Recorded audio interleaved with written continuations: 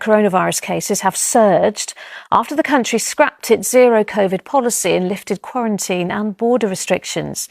There are estimates an incredible 900 million people, that's more than 60% of the population, were infected with COVID this week. A Peking University study says in one province, 91% of residents have the virus.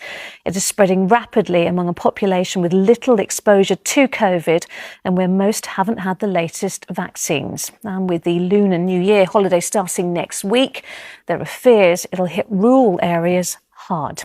ITV News has seen hospitals already packed with COVID cases, hundreds of people queuing outside funeral homes and body bags piled up. A warning that this special report from our Asia correspondent Debbie Edward has pictures of the body bags. It was a chaotic scene as we entered the emergency ward at this Shanghai hospital. There were beds and people taking up every available space. Most of the patients lay still, hooked up to drips or oxygen tanks, their desperate relatives by their sides. This is the fallout from the end of zero COVID in China.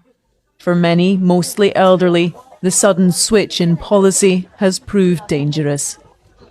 A variant of Omicron has been able to spread almost unchecked through the world's largest population, a majority of whom have had no exposure to the virus and limited access to the latest vaccines or medicines.